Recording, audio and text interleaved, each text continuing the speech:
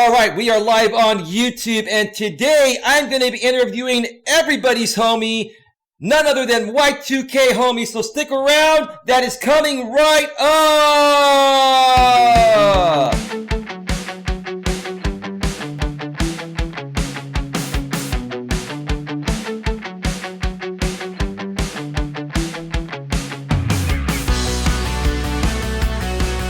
Live from Northern California, welcome to another episode of Navigating the Modern World with Coach Eli, the live interview series. I love the live interview series.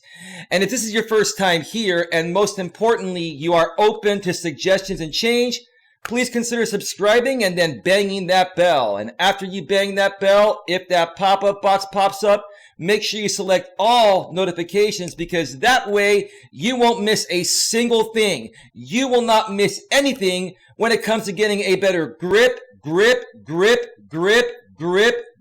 on your life. And as I always mention at this point of the show, you have to also make sure that on your Android or your iPhone, any mobile device that you have the YouTube app installed on, you need to make sure the YouTube app is set to receive notifications at a device level. When you do everything I just mentioned, you won't miss a moment of when I go live or any of your other favorite content creators go live, such as Y2k homie, or the moment we also publish a brand new pre-recorded video. You'll be the first ones to see it.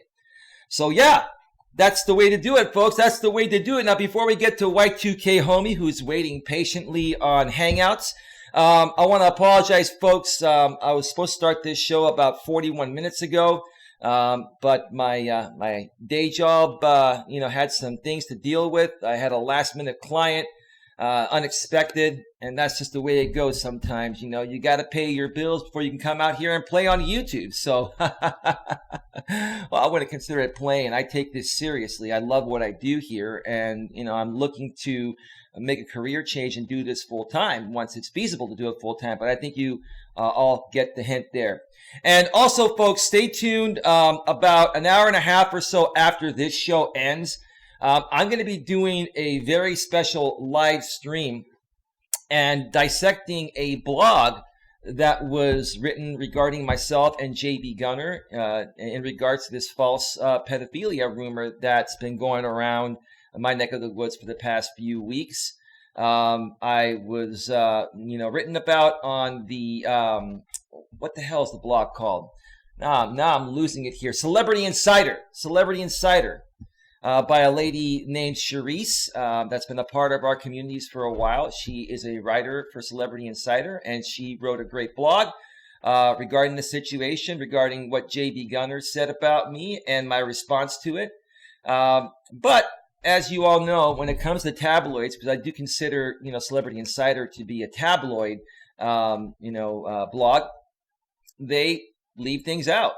And I'm not criticizing Charisse for this. She did her job. That's her job, to just raise awareness regarding the story and to basically say that, I am not a pedophile. That's why she did it, in the first place. But there was a lot left out, and I want to fill in the gaps. And that's what the tabloids do.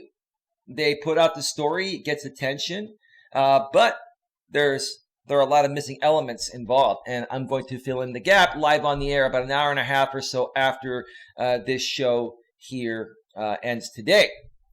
But anyway, welcome to everyone in the chat. Welcome Matt Ossie Bushman, Becky Barton, Hooded One, and everyone else. Let's just get right to it here, folks. Today I'm interviewing an amazing gentleman I recently met. I'm not going to mention how I met him because I'm going to have him share that story. It was rather interesting. So without further ado, please welcome Y2k homie to the show. Y2k homie, I'm going to give you a big round of applause, bro. Welcome. What's up, everybody? Thank you for having me. Y2k homie, such a nice guy. He wants to say that damn Coach Eli is a little bit over the top, but that's okay. I'll say it for you, bro. I'm extremely over the top, bro. Okay, no comment on that. Come on, dude. You do reaction videos also in addition to gaming videos and stuff like that, right? Yes, sir. I do. I mainly do it on a couple of other YouTubers' videos, mainly like their diss tracks or a couple think I've done one or two on like shows that they're gonna be in, but mainly just like diss tracks or their vlogs or somewhat like that. But yeah, I do a few reaction videos. I love diss tracks, man. I had one done on me at my expense by a guy named Bud. I don't know if you've heard of Bud. He's been hanging around these I next. seen it. Oh, you saw the Bud diss track? Oh, come on, dude. That was pretty good, man. You got to give it to Bud. He did a damn. Yeah, it was pretty funny, but I seen it because it popped up recommended on my home feed because your name's in the title and stuff. So I was like, oh, what is this? And I clicked in. I was like, oh, okay. When you start following someone, bro, you get recommended all this shit that other people have done to that person. So it's pretty interesting how YouTube works, huh? Mm-hmm. Yeah, it's funny. Yeah, he did a good job. He did a really good job on it, bro. And it was funny because Bud was hanging around my neck of the woods for a while. He hasn't been here in quite some time. But he like apologized, and I said, dude, it was funny as fuck. I was laughing at it, bro. If I can't take a joke at my own expense, then I should not be allowed to talk about anybody else. You know, right, Y2k, homie? It's all in good fun, right? I would agree with that. Yeah. So it's all good. So anyway, bro, welcome to the show. Thank you so much for being here. I know that you joined me on a panel. I believe it was last week. You joined me on a panel, and we briefly talked about some things about your upbringing and some other stuff. But I want to rehash some of that so we get it all on this interview here. We're going to talk about a lot more as well. But let's get started here. Let's start off by having you share a little bit about who you are, where you come from, and what was your purpose to start your YouTube channel. So a little bit about maybe your upbringing and what inspired you to start your Y2k homie YouTube channel. Originally, well, my name's Y2k homie. I'm from Arizona, and pretty much I made my YouTube channel, the gaming part of my YouTube channel. When I first came back from Phoenix Job Corps, I was working at this hotel called the RV as a food and beverage steward, and then whenever I wasn't working or I had free time, I was like, I went to my brother's house and I met this game called Fortnite because they were all playing it because Fortnite was trending, and I was like, what is that game? Like, my first impression, because it was like really cartoon looking, I was like, oh, this game is just stupid. I'm not gonna play this. Game sucks and ass. I walked away. I'm like, this game's stupid. I walk away, and then a few days later, my brother convinced me to play it, and this was like really at the beginning. So I was like, it's okay. I mean, I'll download it on my PS4 and give it a go. And then I was actually pretty decent at it, so I was like, I can probably start a YouTube channel on this. So I first started playing some Fortnite, and then I got a lot of traction, surprisingly, off of it. So I kept that rolling for a bit, and then this, I think this was like towards the end of this 2017, and these diss tracks YouTubers were making started coming a thing too. So I was like, I started reacting to those because I was like, these are pretty funny. I'm gonna react to these on camera. Got a lot of love from those. For some reason, my one of my videos, the one with the most views, is somebody dissing Santa Claus. So I don't know why, but that one, someone loved one. So I was like, okay, yeah. It was like, what the hell? Okay, I guess this guy wants to kill Santa Claus. I don't know, but that one's interesting. And yeah, I mainly just made my YouTube channel just to do something for fun because I did enjoy gaming, and whenever my friends were here and stuff, I would say like funny things while I'm playing. So I did get like compliments like, dude, you're pretty funny, bro. You should make a YouTube channel. I was like, all right, I'll give it a try. It's free. Why not? Yeah. No, it is. It's amazing that the YouTube platform is free to upload to and stream on with the high quality it allows us to upload and stream at. It's amazing, isn't it, Y2k homie? Yeah, it is really amazing compared to other sites. Definitely, you can live stream on your phone on this thing. It's like, wow. Yeah, there's nothing you can't do on YouTube, and that's why whenever people complain about YouTube appeasing their advertisers and making changes to keep the platform moving forward. When people attack YouTube on that, it does annoy me because they don't understand how much it costs to run a company like YouTube. With the amount of server space they need and bandwidth that they need to make it run as smoothly as it runs. And whenever there's a minor issue every now and then, everybody complains. I'll admit, I even complain as well, but I understand the technicalities of it, and I understand, what it takes to run something of this nature. I don't think there will ever be any other company like YouTube ever.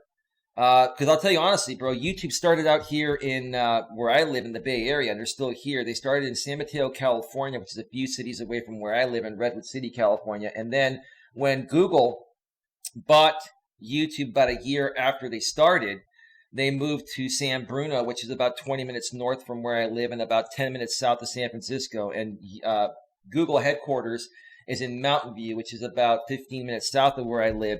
So when they actually bought YouTube, they saved YouTube because they had the money and the resources to keep it going.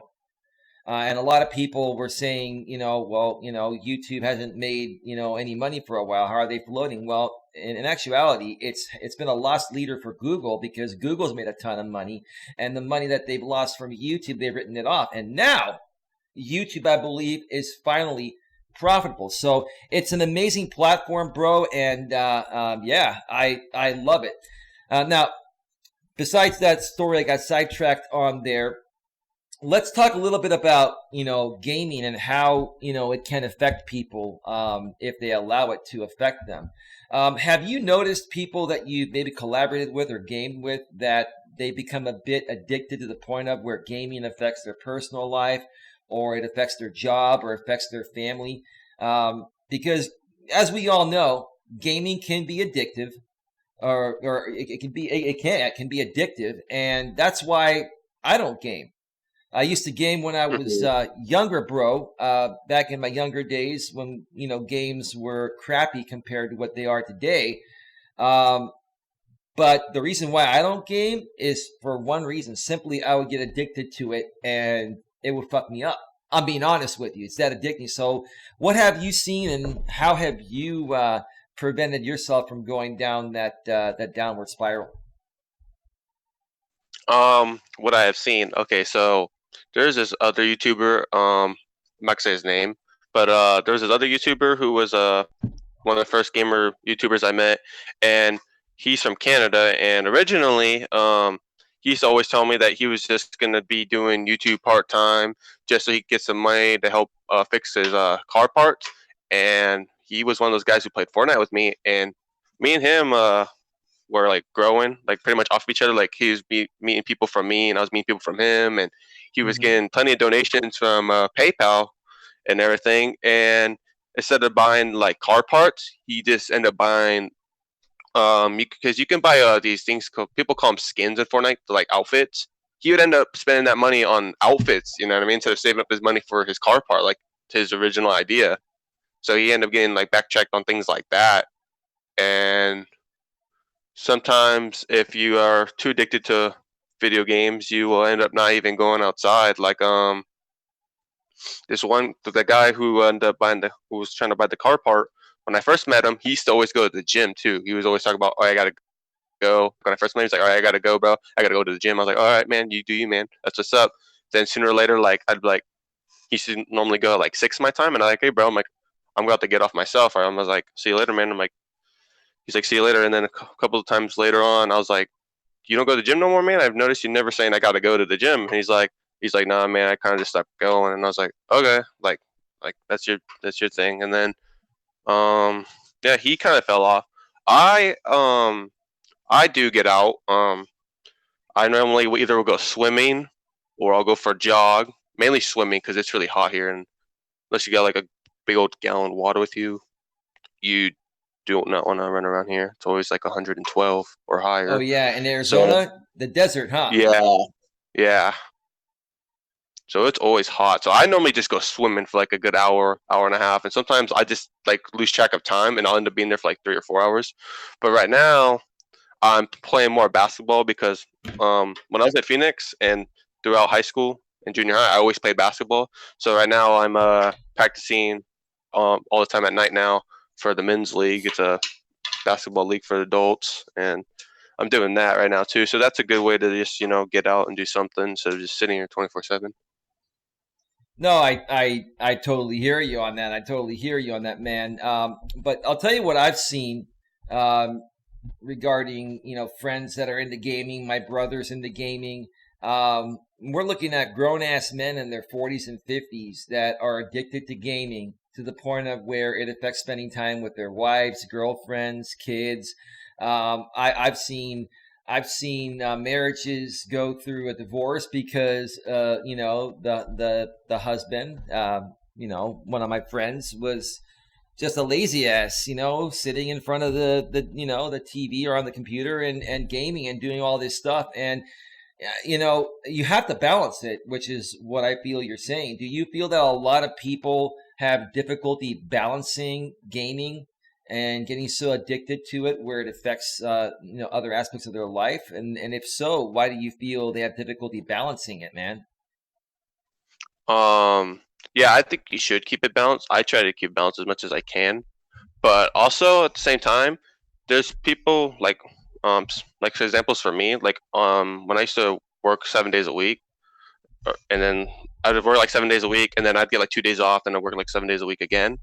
Um, those type of days when I used to work like that, I would have one day, like one of those whole days where I would just pretty much stream all day because I was growing really fast, and I thought it was only fair to my subs at the time to like grind as much as I can one day. So there'd be one day where I have off, I would just chill, not do anything other than spend time with my family. But then there was days where I would stream probably like 6 or 8 hours of just gaming, and I normally aim for like 5 or 4. But the thing is like when you're playing and you don't have anything, like if you don't have to do anything in that day or anything particular, and you're just gaming, you can lose track of time. Like there was times that I've been playing or streaming, and it only felt like an hour and a half, 2 hours, and then I would check, and it was almost already 4, almost 5. It's crazy. Like you can just get so caught up in the game, especially if you're enjoying it, where you just lose track of time so fast.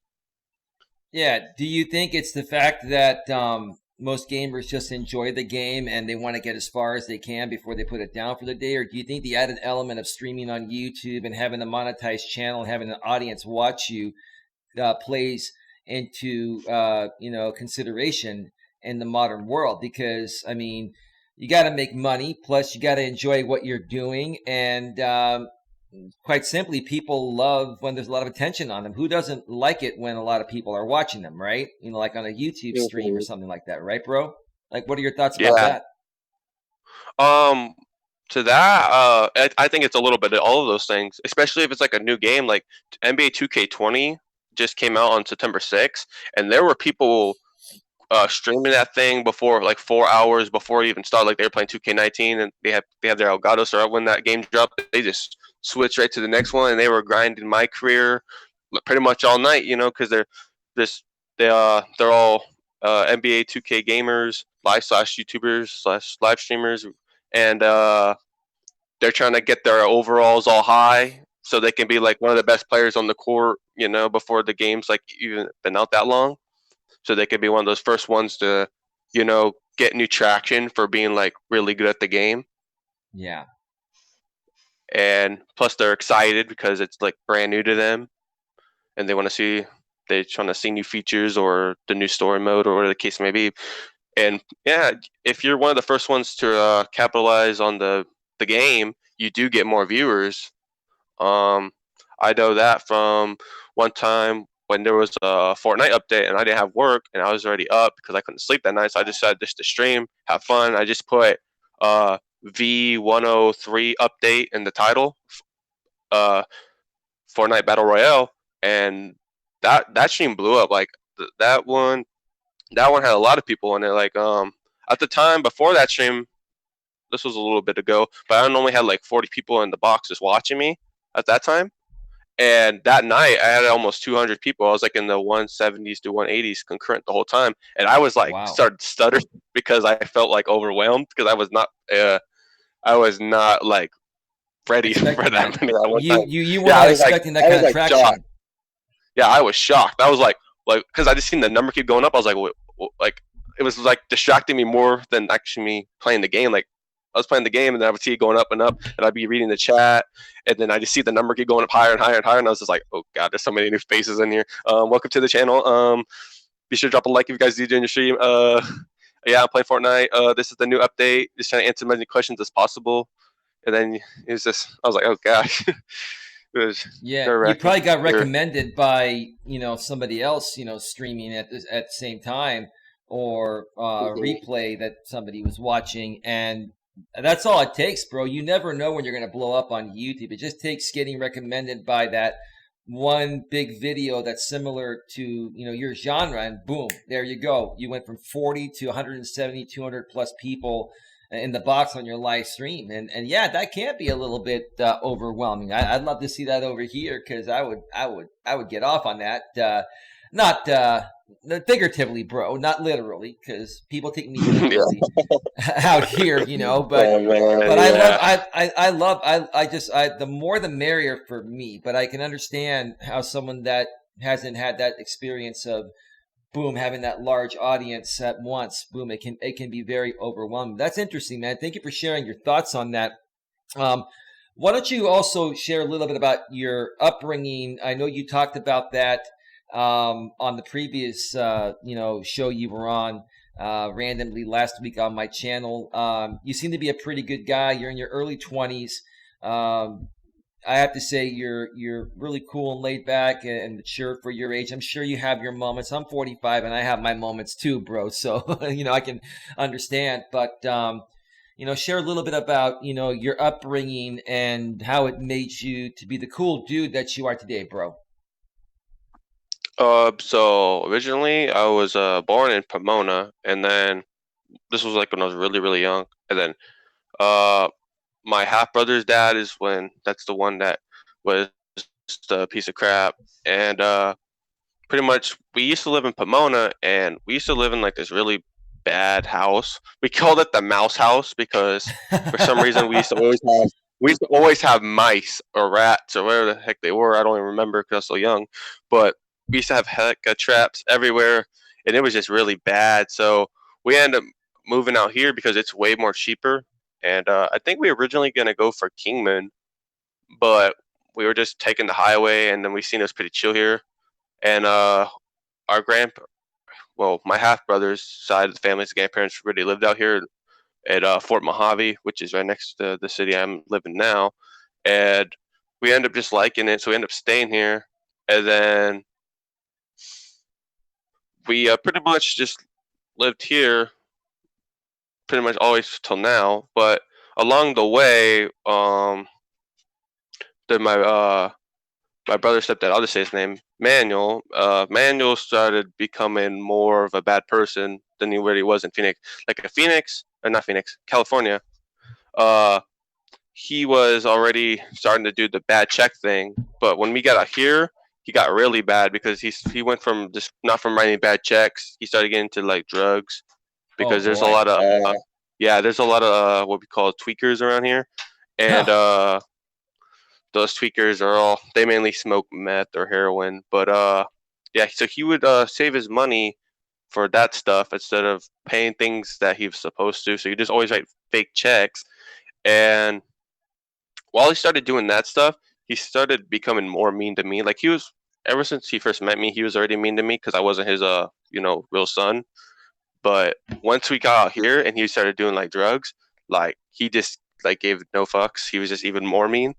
Like there was times where um I'd just be in the house and me and my brother would be talking about something, or like we might get into like a argument, nothing serious, just like normal kid arguments, just stupid stuff.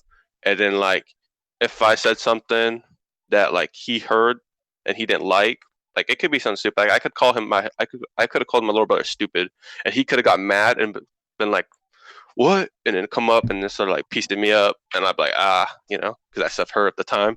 And then there were times where he was forced to be nice to me, but he was still not nice to me. Like an example was me and my brother played baseball, and we won this game.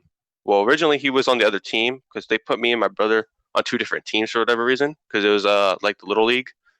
And then my mom was like, "No, we can't have them like that because uh Manuel, my brother's dad, he was already mean to me enough already because like at the beginning of the season we were on different teams, right? And there was a time where my brother was up to bat against my team, and they hit the ball, and it was going to go over the fence for a home run, but I was tall enough, I caught it, and we beat them. And my brother was all sad because they lost, but I was all happy that I won. And whenever we got home, he kicked my ass because I didn't let him. I didn't let him win. And then there was another time. So when they found out that happened, my mom's like called the office, was like, we got to put him on the same team. So he ended up joining my team because my team was better than his at the time. And he joins my team, and then we're playing baseball again, and then we win this time, and then we go to Baskin Robbins. It was just me, my brother, and Manuel, and we went to go buy Baskin Robbins to get ice cream. Well, I thought we were all gonna get ice cream, but we went inside there, and then he got my brother Chris a bowl, and I was like, "Am I gonna get some?" He's like, "No." Can I? Am I getting some? He's like, "No." And I'm like, "Well, why not?" He's like, "Fuck you. You ain't my son. I don't give a fuck about you." And I was like, Oh boy. I was like, "Oh, okay then." You know what I mean? Because like I was like at the time I was kind of smaller, so like he would just talk shit to me, and I was kind of just like, "Oh, okay then." Like I'm not gonna try to fight him right now over this. I'm like, "Oh, okay." And then we'd go home, and then I was pretty much just like pissed off, and then I think it was like 2 weeks later at that time, my mom found out what happened because she already knows pissed off, and then she pretty much found out about the situation, and then uh, my mom tried to make me get along with him better because she already knew that I was starting to hate this guy. So she decided she paid this herself. She gave money to Manuel, even though he had plenty of money already, to take me to this golf place where you just like hit golf balls off. Like I think it's like a firing range, pretty much. And Yeah, a driving range. and we went there. Yeah, driving range. Yeah, Yeah. and we went there. And we were smacking golf balls a little bit, but then he started coming more mean. I think it's because he went to go do drugs and somewhere between the time I went to the driving range and then, because like first he was all calm, and then like he started acting all weird, like he started stuttering a lot, and like seemed like he just, I had a feeling he was on something because he was just being mean out of nowhere, and like he was just being weird. Like so I asked him, I was like, "What the hell is wrong with you, man?" Because he was acting all weird, and he's like, "What? What the hell? What do you mean? What the hell's wrong with me?" And I was just like, "Never mind." And he's like, "You know what? We're leaving." And I was like, "Okay." And then we got back in our expedition at the time, and then we went back home. We weren't even there for like an hour. We were there for like 45 minutes, and we had like these like 2 hour deals. So when I asked him like, "What's wrong with you?" Because he's acting all sketchy, like he's all like twitching, he's all sweaty, he's just was talking all fast. It's like acting like a weirdo. So I was like, you're like, "What's wrong with you?" So he got mad when I asked him that. Pretty much like I knew he was something was up, so he got mad. And then there's another time where we started doing BMX, where it's like bike racing on Yeah. tracks, and he kept writing he kept writing those fake checks, and I think he owed somebody money, so he pawned my BMX bike and took that money and bought whatever the hell he had to buy with it. So pretty He much just pawned your like, he pawned your bike. yeah, my BMX bike, because I used to have a Redline racing bike, and I was really good at this. At the time, I was sponsored by DirecTV. Um, I was always winning locally, and I won this thing called the Redline Cup when I was younger. It's like a big racing thing for BMX racers. It's called the Redline Cup. I won it, and then I was really good, so I got invited to this other place called Black Mountains BMX track. So I went down there and competed against those guys because I was really good where I'm from. But I got swept because where I'm from, it's like everything's pretty much like a decent level. There's a couple of like ramps and speed bumps, but theirs was kind of felt more like mountain biking. Like it was up and down, up and down, up and down, like steep, low. Like so, it like sucked the stamina out of me because where I was from, it was all about speed, but theirs was more like a stamina track. So I got destroyed in there, and Wow. then He kicked my ass for not winning that. And yeah, he kicked my ass when I didn't win, even though he pawned my bike. Because I used to have a red line bike. He pawned it, and then he bought some like cheap DK bike off of somebody or somewhere off the streets, and he made me race with that. And then he kicked my ass because I didn't win that race. So it's So like winning, he was abusive, is what you're saying. only to me because I wasn't his boy. But he was abusive to you. And Yes. I'm just curious to know, if it's not too personal, like, you turned out to be a good dude. How Mm-hmm. did this not affect you from going down a different path, like many others in your situation have gone down? Because abuse is not good, whether he's your biological father or not. I mean, he was like an acting father. He was the man of the house you were living in that was with your mother, your biological mother, right? Yes.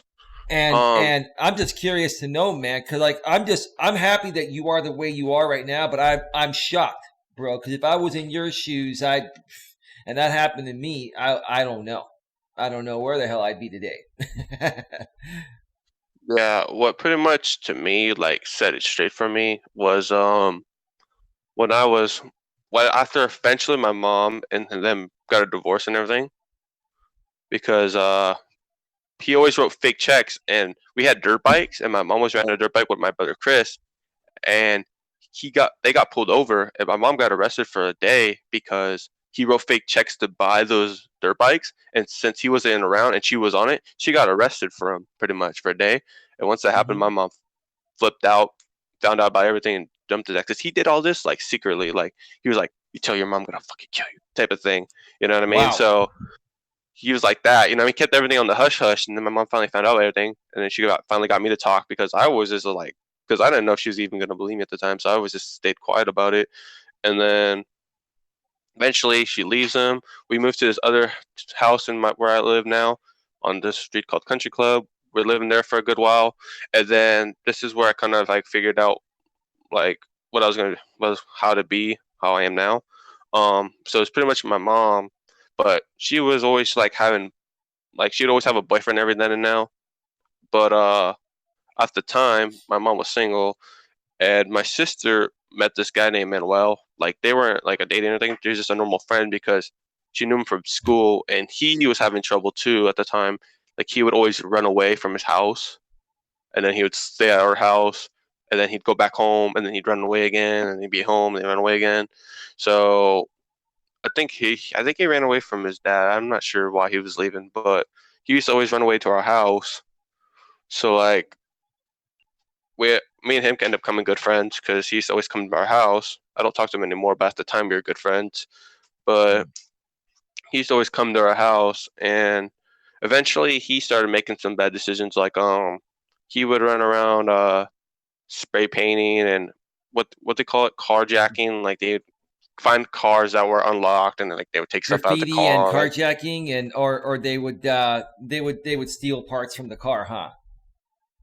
Nah, he stole like things inside the car, like either his like radios or DVDs or iPods, iPads. Like he got an iPhone at one point from one of those cars.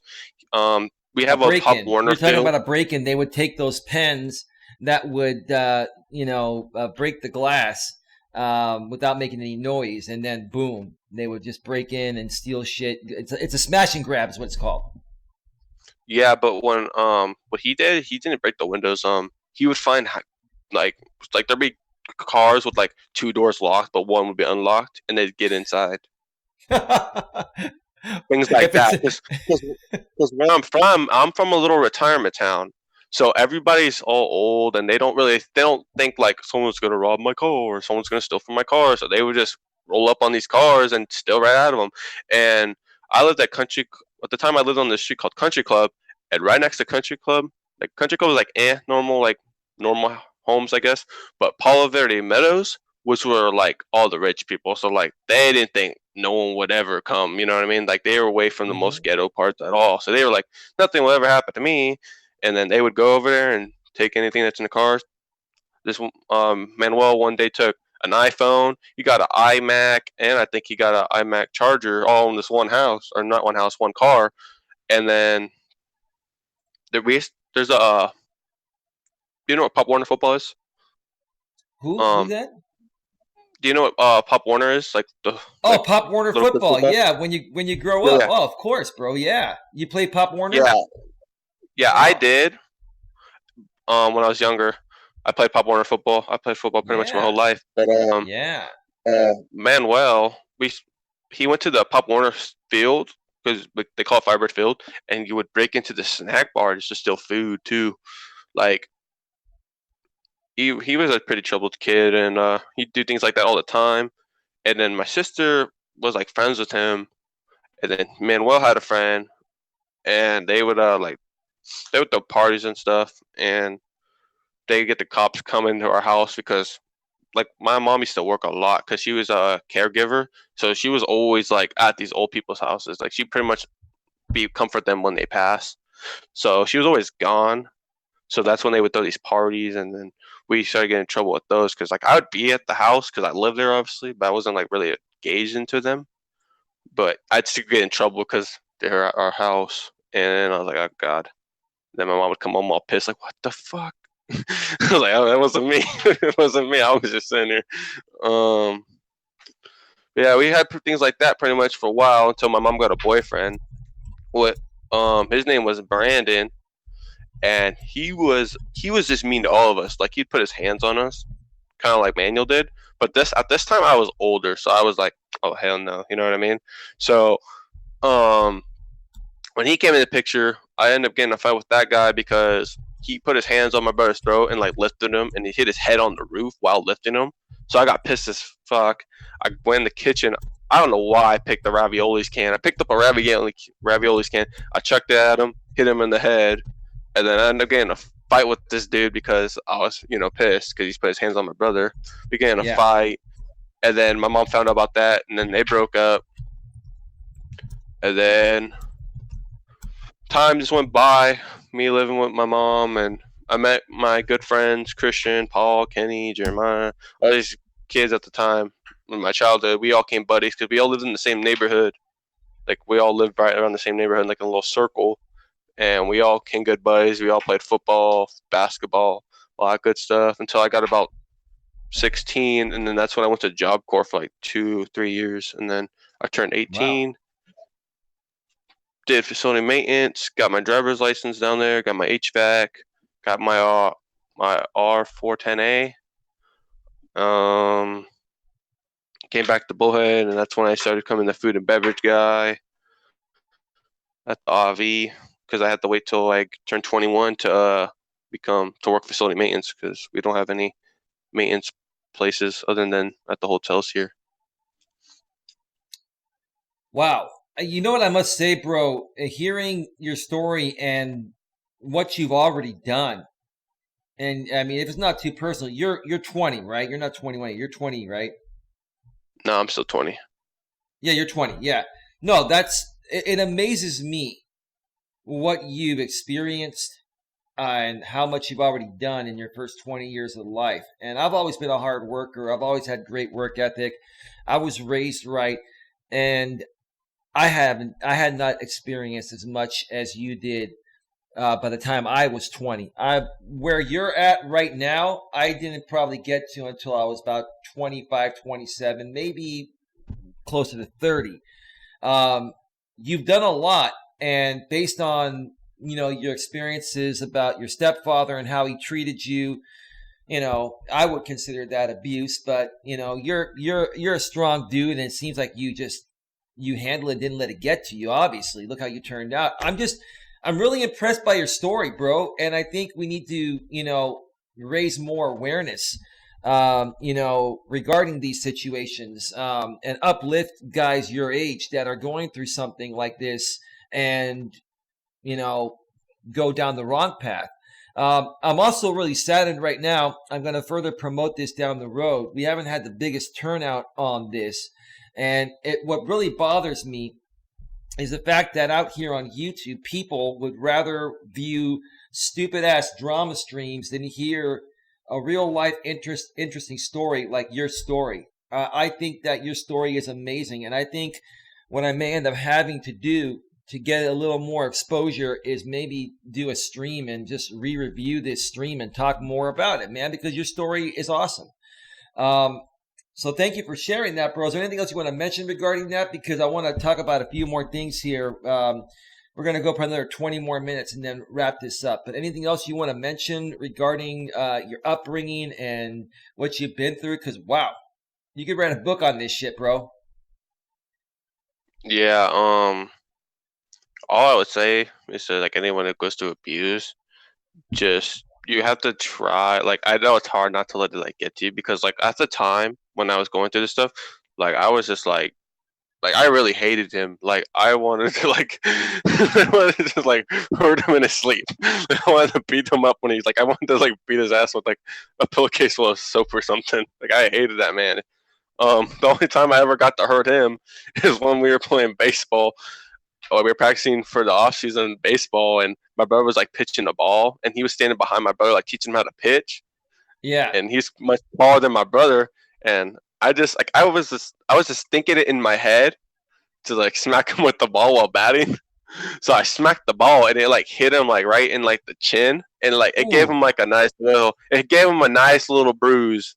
Like, cause I didn't smack it, like I kind of like nicked the ball with my bat, so it, like flew up and it smacked him like right in the chin, and like it gave him a nice little bruise. So I was like, I felt good about that one for a good day. But when I hit him, he kicked my ass. Wow. He's like, yeah, right when I hit him, he's like, you motherfucker, and just walked up to me and pieced me up. Like he would punch me. He didn't like smack me. He would legit punch me. So like, whenever like I'd go to school and like I have like I'd be like because I got my ass kicked. I'd have some bruises like in my like midsection. Some kids would like talk shit to me, and then like, oh, like I got my ass kicked from my stepdad. You think I'm afraid of you? I'll kick your ass. Don't talk shit to me, dude. You know what I mean? Like, get the hell out of here. Like I'm like he hits hard. I'm pretty sure you do not hit hard compared to that guy. Like get the fuck out of here. And yeah, things like that. Like I try my best not to let it ever get to me. Like men, because like that shit can mess with your head depending on like who you are. Yeah, no, Especially if you go through a lot. Yeah, no, again, dude, I'm hearing what you're saying, and you're such a good sport about it, at such a young age, and that impresses me that you've just become a really strong, laid back, cool guy, and I'm at a loss for words, dude. It's impressive. And I guess kids are just growing up much faster nowadays. It seems like that's just the way the world is going. We have these smartphones attached to our hips. Everything's getting younger and younger and younger. And that's why I can somewhat understand why, we have guys out here on YouTube like 13-year-old troll Clorox Bleach that wants to play in the adult arena because people his age just probably bore the shit out of him. And I'm hearing your story, and I'm like, Jesus, man. It's like when I was 20, man, I was still a little kid, man. I wasn't an adult, but I wasn't a man. I was a big fucking pussy, I'd put women on a pedestal. I'd kiss their ass. I mean, I was just, I was nowhere near where you're at, dude. And it just fascinates me to hear this story. Yeah. So, but let me ask you. Let's get into the final segment of the interview here, as we got about 17 minutes before we're going to wrap this up.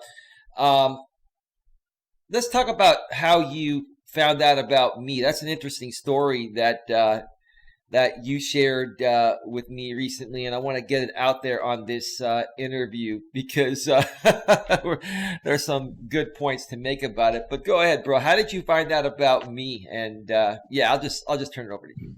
Go for it, man. Okay. So what pretty much happened was I knew who Tree Trimmer was because there's this other YouTuber I know named Dark Midnight, and he went to his stream before and he shared his stream to try to get more people in there, like his subs in there to do sub for sub.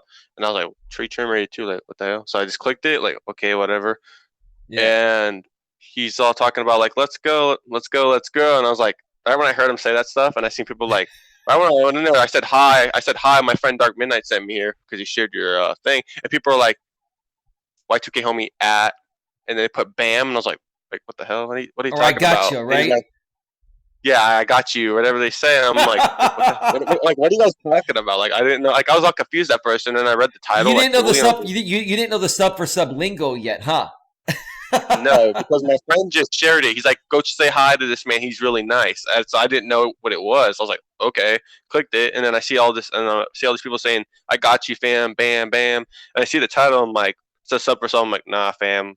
I ain't about to do this." So I just left. I didn't say anything mean or anything. I just left, and I never like went back. And then when I went there that one day, I seen uh Tree Trimmer 82 pop up like on my recommendation of your title when you're talking about them, and I clicked on it, and then you were just like, "No, no, dude, don't do sub for sub." You know, you're going in after him, and I was like, "Oh my god, this is true, man." Because when I went there, he was doing sub for sub, and you said he Yeah. was talking like a used car salesman and everything. I was just dying. Right.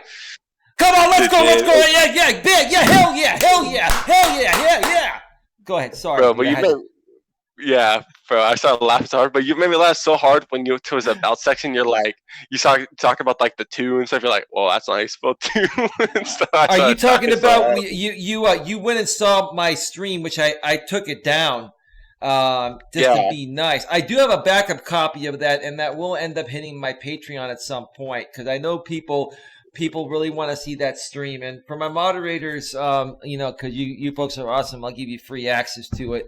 But yeah, you really you found out about me through the stream I did to talk about Tree Trimmer 82 and the shit he's doing over there with Sub for Sub. Go ahead, man. Yeah. And I was dying because like everything you were saying was true. Because I was only there for like 10 minutes, and everything you were saying was true. So I can already imagine someone who's been there forever. All those guys were getting pissed, and I was just laughing because you're reading his about, and his grammar was all off. And nothing to do what he was doing, bro. It was false advertising, dude. What the hell are? I thought you were a tree trimmer. I thought you trimmed trees and you're a contractor. Yeah, I was just dying, bro. Like I never laughed that much in like so long, so I was just like dying.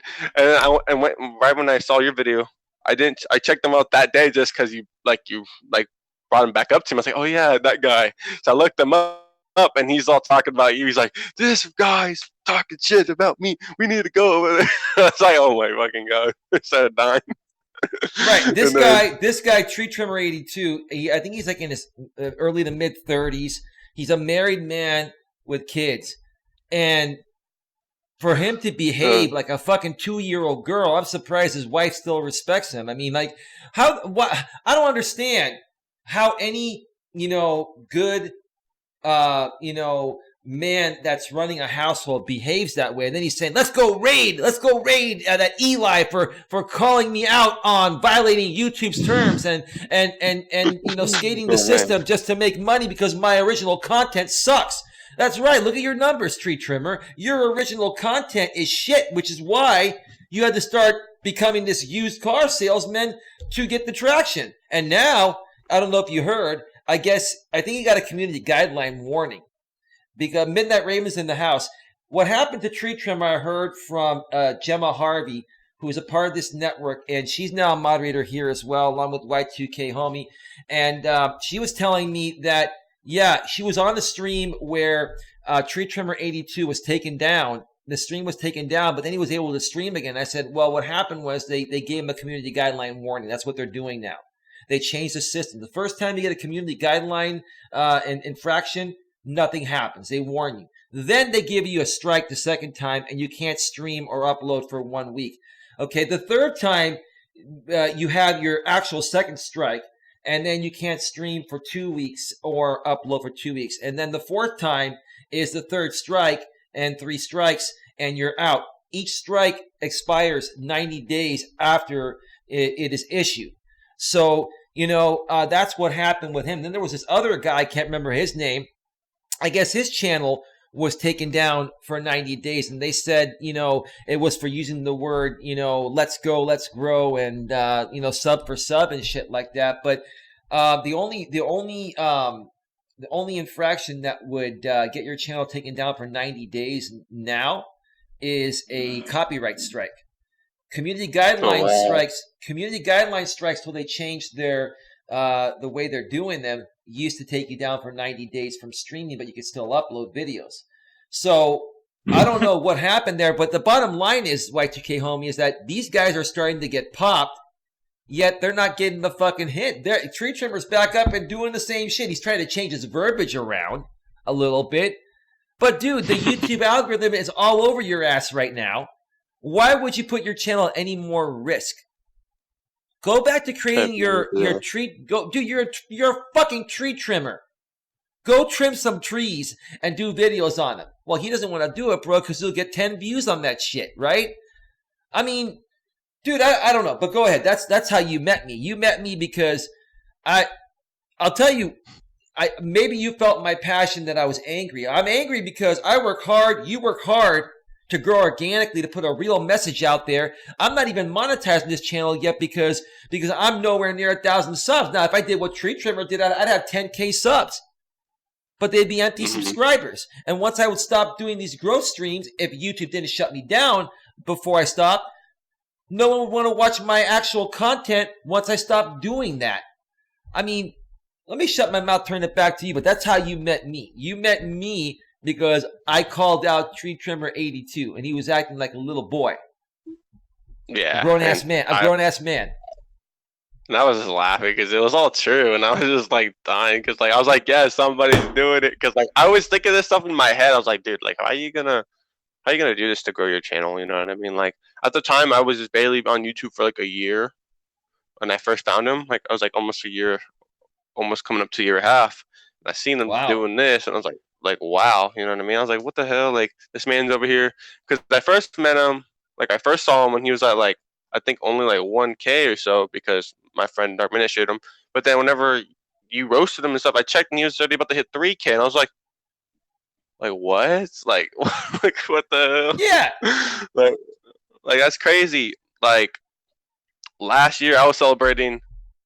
Last year, then towards November, I was celebrating. Thank you for hitting 1K from just grinding Fortnite all the time. I was like, thank you guys, and this guy's hitting almost 3K by just doing this stuff or something. I was completely shocked. I was like, wow, that's crazy. Yeah, dude. You know where he's at right now? He's at 3.64K.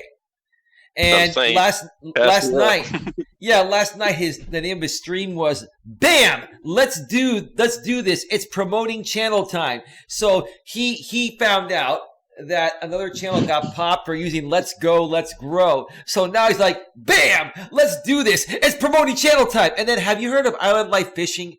Tell me you've heard of Island Life Fishing. I've heard of him. I've seen him around. Oh, dude, Island Life Fishing, man. That guy was probably a used car salesman in his former life. Or his former job, whatever, man. You seen that guy get on stage all right, bro, all right, welcome to the stream. Oh, I'm so excited here today. Oh, come on, yeah, hell yeah. We got 50 people here. Come on, let's grow. Blah, blah. I'm like, what the fuck? Yeah, seriously, I've seen his channel. I thought you were a fishing channel. Well, we upload videos on fishing every Thursday, and then we do sub for sub streams the other 4 or 5 days. Right? That's what we do, right? I mean, no, seriously, bro. I mean, I'm not trying to be funny here. I'm asking I'm asking a legitimate question because no one wants to see his boring ass fishing videos because he's not making fishing interesting. You can make any genre interesting, right? Y2k homie? If you're a fucking fishing channel, make fishing fucking interesting, right? But because you're too lazy to do those videos that would make fishing interesting, which is what your real purpose is, you go and do these, all right, hell yeah, I'm a fishing channel, but today I'm going to be a used car salesman for sub. Hell yeah, welcome to the show, you're so awesome, love you, lots of love here, let's give everyone some love in the chat right there, hell yeah. Like, oh shit, man, I'm going to lose my fucking voice at this fucker's expense, man, seriously. Midnight Raven says Friday is grow day. Oh, man. Yeah. So that's how we met. And I know we're going to wrap this up about 5 minutes, bro. I know this is a little over the top. But let's just wrap up by talking about this. What are your thoughts about this?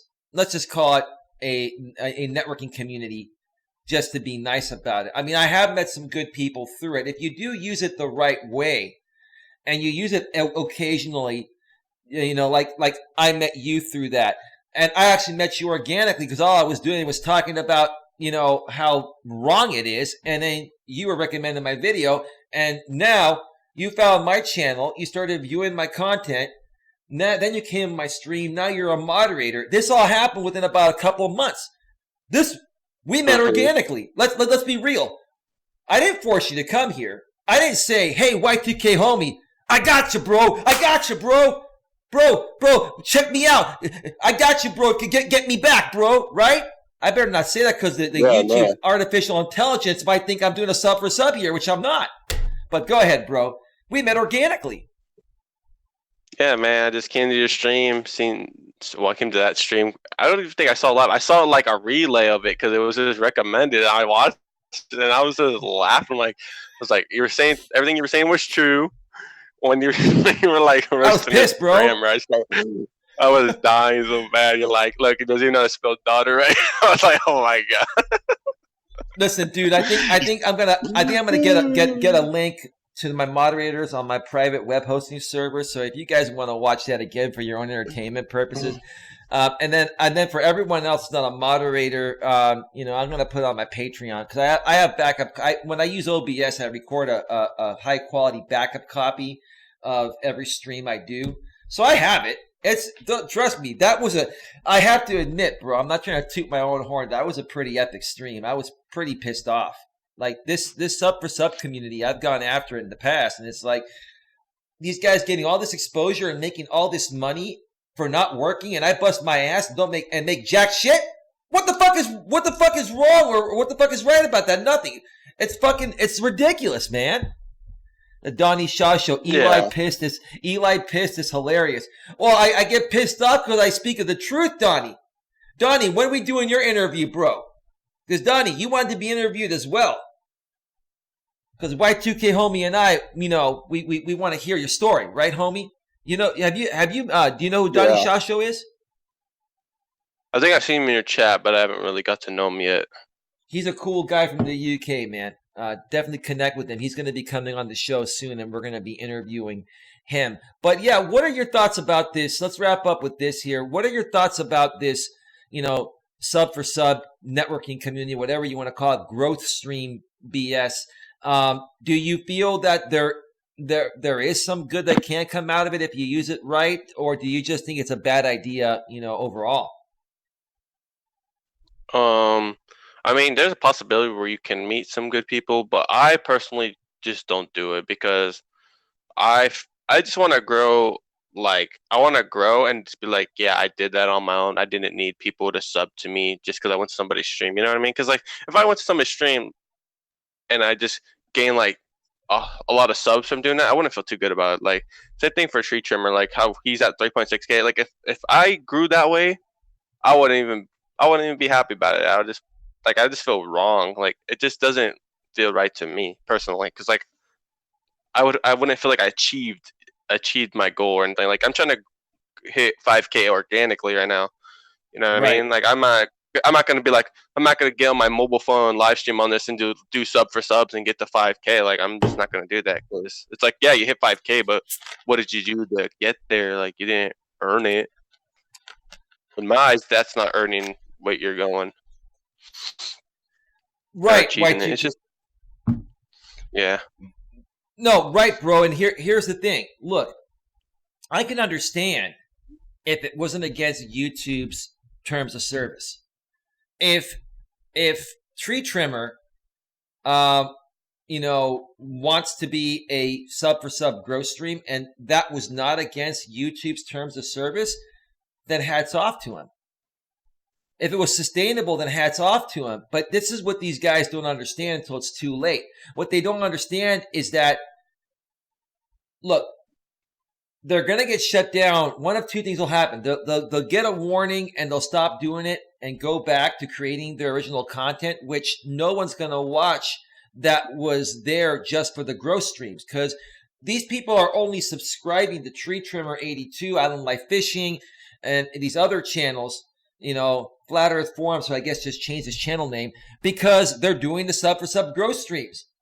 But what happens when they go back to doing their original content, if they ever do? Who's going to watch that shit? None of those people are going to watch it. This is false temporary growth. Even if YouTube does not shut you down, it's not sustainable. This is temporary. And that's what I don't think Tree Trimmer understands. No disrespect. You're a smart, intelligent dude, Y2k homie. I can tell. And I'm not trying to criticize Tree Trimmer 82, but he doesn't seem to be the sharpest tool in the shed. And I'm not saying that to attack him or his capabilities, but I don't think he is intelligent enough to understand it at the level that you and I get it. Look, again, if YouTube didn't have their terms of service set to not allow this, then it might be sustainable. But he doesn't get that. And even if he's forced to go back to his older content with an audience he built that was there just for sub, they're not going to watch his shit. They're not going to give him super chats anymore. They're not going to send him PayPal donations. He doesn't get it. Do you understand what I'm saying, bro? What are your thoughts about that? Yeah, I understand that, what you're saying. Because, like, an example, there's, like, if you go to my channel, like, there in the summertime, especially during the summertime, like, on my off days when I didn't work, when I used to play Fortnite, I used to do this thing called playing with subs, which means, like, if you're subscribed to me, I will add you on my, my gamer tag, and we can run a couple of games, you know what I mean? And then, or some of my loyal subs who have already been subbed to me, I would play with them, like moderators and stuff like that. I would, have them added on my games, and I have these things called custom matchmaking, which are pretty much like custom keys, and you type in the code and you play. So like, and then we're all in like our own private little server, right? Mm-hmm. So and we all play. So I used to have this thing called playing with subs and / members, which people are, because I have members on my channel as well, and yeah. People would want to play with me, so they would subscribe, or they would end up being like, I wouldn't just let them play with me right away. Like, it's playing with subscribers is more like a thing, like, you've been loyal to me, you know what I mean? It's just like you get to play with me right away. So like, if when they subscribe and they're like always consistent in my chat and stuff, I'll be like, oh, yeah. What's up, Fire Flame? How you doing? You've been here for a while, man. Do you want to play? Because playing with subs, like loyal ones. I might as well just say playing with loyals, but that didn't sound right. So I always just said playing with subs, just because it sounds nicer. So I would play with loyal subscribers, and then we would play. And yeah, I mean, things like that I don't see wrong. But it's like, if you're just doing just straight up sub for sub, like your intention is to go there, subscribe. Okay, great. Now subscribe to me back. Like, I just don't think that's necessarily the right thing to do. Even if it was allowed to happen, I still feel like that wouldn't be like the way to go. It just seems kind of weird, because like it would just seem like they're not like, how to say it would feel like it's more of a number than you actually caring about them. You know what I mean? Yeah. Like the people, like, there's people in my chat like that actually, like, they always come to my chat. Like, I actually get like some type of connection, not like some weird connection, but like, I actually like that about, like, so they don't come around him or like, dang, what happened to Fire Flame, or dang, what happened to this guy? He's always be here. He was cool, you know what I mean? Things like that. Like, I don't just think of them like as a number, but if you kind of do sub for sub, I feel like you just think of them more as a number. Like, oh, look, I got this many because, that or that. I just like, it's more of a number than caring. Yeah, Y2k homie, you're right. And that's the one thing I've never wanted to make people feel like on my channel here, just a number. But here's the thing, Y2k homie, with the amount of content on YouTube, it doesn't matter whether we think of people just as a number or not. People are going to watch content that they're curious about, that they want to see, that's entertaining, that's interesting, that's not boring. So any which way you look at it, whether you look at somebody just as a number or not, it doesn't matter in my opinion. Even though in my head and my heart and in your head and heart, you don't want to look at people as a number, I respect that. And that's why I think you're a good guy. At the end of the day, I think what really matters the most out here on YouTube is, do you create interesting, engaging, stimulating content, even some controversial content from content creators that, I've been trying to get away from. I can't stand them, but they know how to stir the pot so well that people just can't stay away, even if they say they're going to try to stay away. You know what I'm saying? It's just, that's the case right there. So right now, these guys on the sub for sub end of things, or the growth stream end of things, or the networking forum end of things, um, the exciting part that's getting them all the traction is an easy place for people to artificially grow their YouTube channels and get monetized and get 1,000 subscribers and 4,000, watch time hours in the previous 12 months. Okay. Which is why I honestly feel, Y2k homie, and let's wrap it up by let's wrap up this subject by finishing this, and then we'll just get to your final thoughts. I honestly feel if this keeps going, I think YouTube's going to even further increase their minimum requirements for joining the YPP YouTube Partner Program in the future. It may end up going to 5,000 subscribers and 20,000 watch hours. I mean, if people are circumventing, getting into the YPP YouTube Partner Program in this way, and it is easy to do it in this way, YouTube's going to make it more difficult. That's what I think is going to happen. Can you, for as much as you and I don't want to see that happen, for people like you and me, can you foresee that happening based on these actions? It's possible, but I think most likely they'll either keep it the same, or they might bring it up a bit more, but I don't think they'll go too way over the top with it. Like, I think they might double it. Like, sort of 1K might be like 2K 3K or 2K or something like that, or and 8,000 or 10,000 watch hours. Yeah, I don't think they would go maybe if they put it to that point where you get that 2K and have 8,000 watch hours, and then it still kept going like that, then maybe they would eventually push it to the edge. But I don't think they'd go from 1K 4,000 watch hours to bam 20,000 watch hours and 10,000 subs. I don't think they'll go that far. That's, you know what I mean? I don't think they'd push it that fast, but it's possible. I mean, especially if they're just doing sub for sub all the time, then yeah, they might, because they might just get sick or tired of people growing that fast.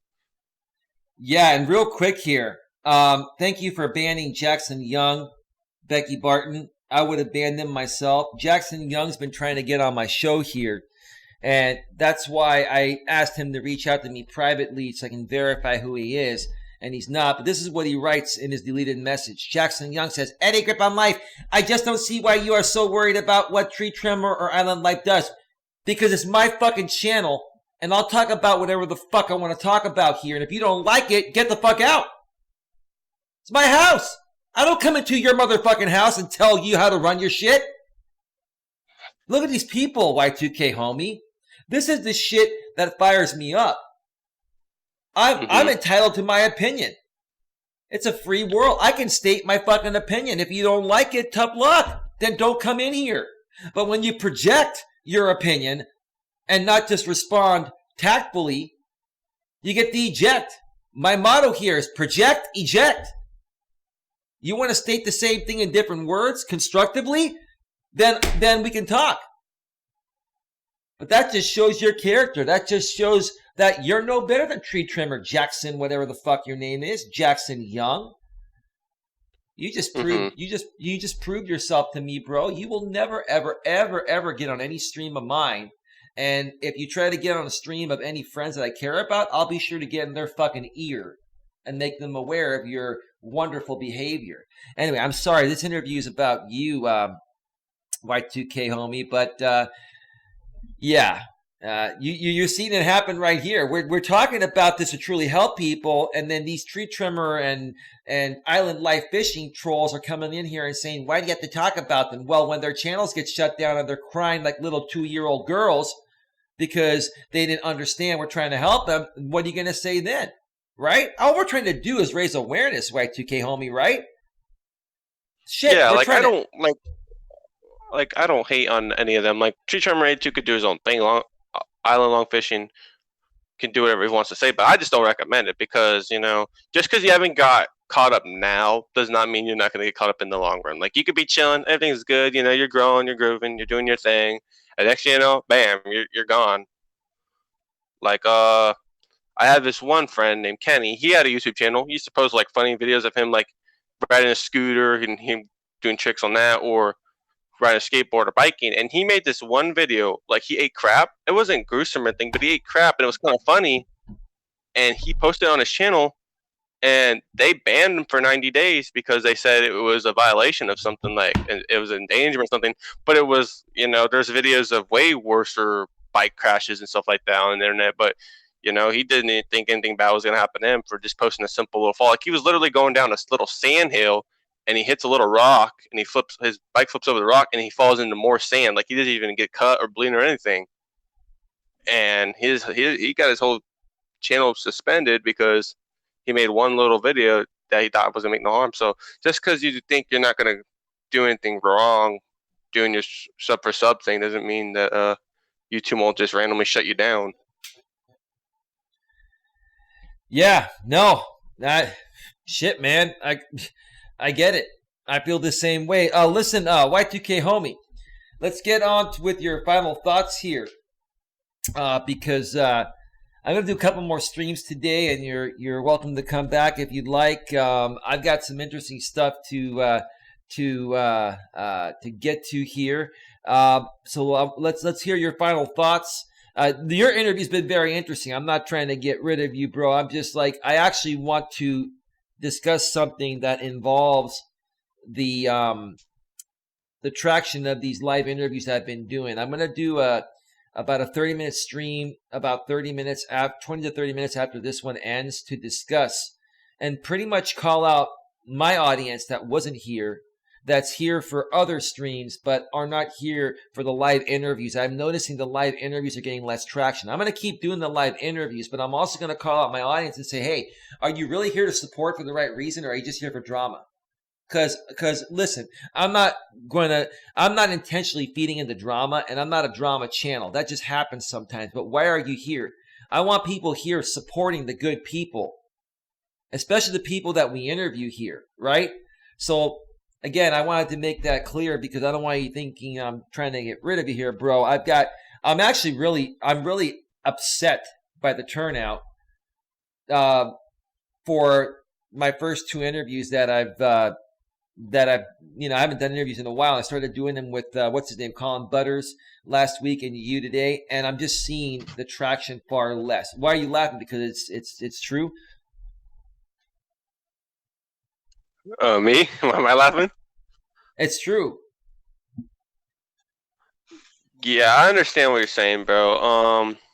What I was laughing about originally, like in my head, is because like when you first told me that the number was dropping, I was thinking like in my head, like jokingly, I was like, "Oh shit, I must be boring." No, it's not you, bro. It's not. No, listen to me. You are not boring, and it's not that.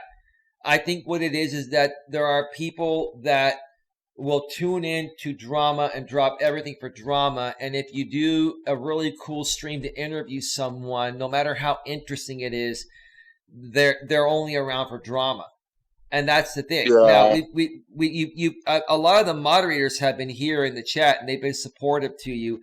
And I'm going to definitely figure this out, because I'm at the point of where I am going to call out my audience. And I'm going to do it on a live stream in about 30 minutes from now, before I do my other live stream regarding a blog that was written regarding my false pedophilia accusations. So I'm going to be here all day, folks. But why don't we get your final thoughts, Y2k homie? No, you are not boring. You're a very interesting guy. And actually, we're at 50. Now people are coming in. Oh, okay. I guess it's lunchtime, right? Or all the other drama streams have ended. So now as it's ending here, now they're coming in. See, you're getting more popular, Y2k homie. Yay! God damn YouTube, man. I don't understand this shit. Go ahead, dude. First off, thank you for having me. I'm grateful. Thank you everybody who decided to watch. You guys are amazing. And yeah, I just want to say I had a fun time answering the questions and everything like that. It was pretty fun. Okay. Oh, thank you for being here. Hang on one second. I want to respond to Sandra Palacio. Sandra Palacio makes a couple of good points, and I'm going to respond before I give my final thoughts and we get out of here. Is it the time, perhaps? The reason I'm able to tune in the past few mornings is because I'm off work for a few days. No, I don't think it is because of the drama. Sandra Palacio, when you have a moron, an idiot like JB Gunner who's getting 80 to 100 people regardless of the time he's streaming. No, this has nothing to do with the time. This has to do with it being an interview and being a non-drama stream. That's my opinion. I'll talk more about that on another stream I do in about 30 minutes from now. But Y2k, homie, my final thoughts are this, man. You're an awesome guy, and I'm glad that we've connected. The way we connected was kind of strange. It was because I called out Tree Trimmer 82 for being a sub for sub channel. You saw my stream. You were laughing at it. You came over. You started engaging, and you've been around. And then you came on my panel last week. We got to know you. We moderated you, and now we're interviewing you. And folks, this is the right way to build your channel. You build a network of loyal followers, subscribers, moderators, and friends, most importantly. And this is the way to grow properly. Does it take time? Yes. But if you take the time to do it and you end up, meeting 20, 30, 40 people that you can have a friendship with at the same level like I feel Y2k homie and I now have, that's where you want to take your channel. I just don't honestly feel that these sub for sub channels have any loyal friends. It's all about, I got you. Help me get the 4K, help me get the 5K. There's nothing real and authentic about that to me, and that's my final thought. So Y2k homie, I want to thank you so much for being here, bro. Thank you, man. Thank you for having me, man. All right, bro, you have yourself a great day, and everyone else, I'll see you all in about 20 to 30 minutes. Say goodbye, Y2k homie. Goodbye. Bye. Bye. Bye. Yes, and we are, whoops, wrong screen. There we go. We're out. See you in a bit, folks. Don't miss my next 2 streams. My next one will be about 30 minutes long, and it'll start in about 30 minutes, and then about an hour or so after that one will be my epic stream where I'm going to be responding to a blog that was written regarding my false pedophilia allegations. Stick around. There's more coming. Have a good one. See you soon.